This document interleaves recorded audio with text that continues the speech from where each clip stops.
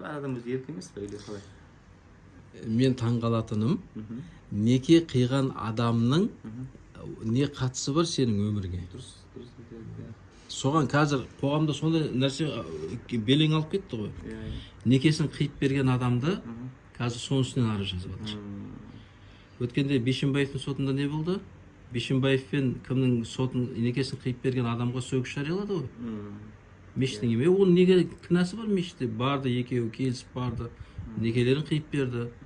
Сол сияқты бізде де сондай жағдай болған. Неке қиып берген ұстаздарға арыз жазған бар.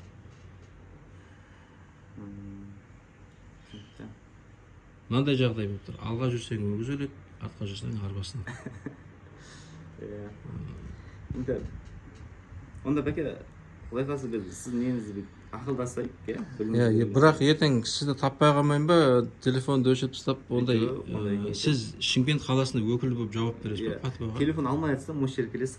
Патуа бөліміне жауапсыз ба негізі? Неге Шымкент бойынша бір ақ адам бізде? Жоқ, бізде бір адам емес. Көп па? Көп. Мысалы мынандай ғой. Бізде Патуада өзіміз тұтпа бар.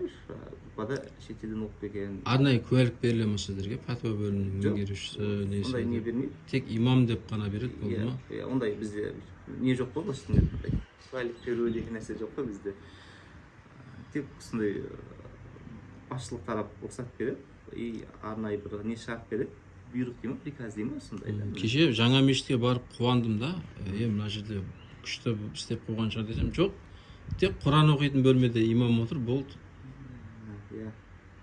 Ол көп нәрсе бітпеген ол жерде мешіт. Енді дұрыс қой, қазір адамдар ішкі нәрсеге қарағанда сыртқы нәрсеге көп көңіл бөліп отыр да.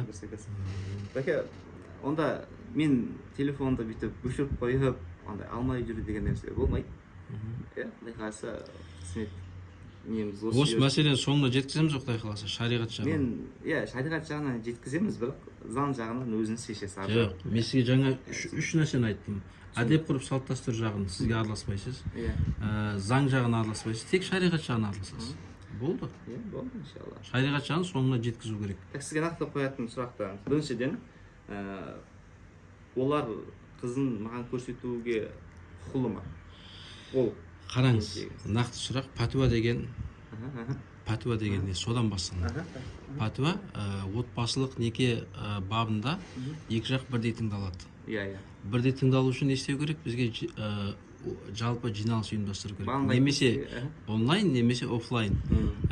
Офлайн түрде шығынға ұшырап қалуымыз мүмкін, барлығымыз. Себебі Алматыға баруымыз керек, сізді, мағанда, оны арнайы анаяқтан адамдарды жинау керек, не қылу керек. Ол сол үшін онлайн істеуге, мысалы, ана жақтан адамдармен байланысқа шығып, осындай Гүлжан Желеуіш деген ханымды тауып, діни басқармадан, жамағаттың ішінен оған түсіндіру жұмыстарын жүргізіп, осындай жиналысқа қатыса аласыз ба? Сізге айтып жатыр. Себебі мен діни басқармаға маған звондағанда діни басқарма.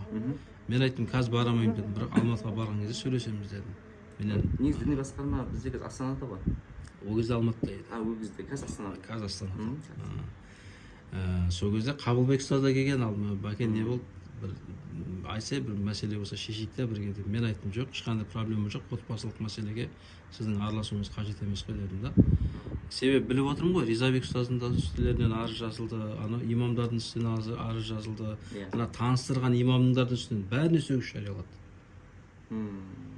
Түбіне жетті. Бірақ қазір спокойно, сол мешіттің жамағаты болып, жылу жинап, не қылып жүрді. Өзінің пайдасына ғана жұмыс жасайтын сияқты ма, түсінбеймін да. Мен енді ондай бір терең, бір глубокий дейді ғой шын кезде. Дұрыс. Қазір біз халықтың бәрін қайыршылыққа үйретіп отырмыз. Садақа сұрауға үйретіп отырмыз. Қазір ашып басаң ауру адамдарды қойып садақа жинап жатқан адамдар өте көбейіп кетті. Оның қайсысы емделетін ауру, қайсысы емделмейтін ауру, жылу жинауға жатады ма, жатпайды ма, ешкім ажыратып жатқан жоқ. Қазір кеше мына бұрынғы әйелім шығарып қойыпты, 22 миллион қор жинап жатыр екен.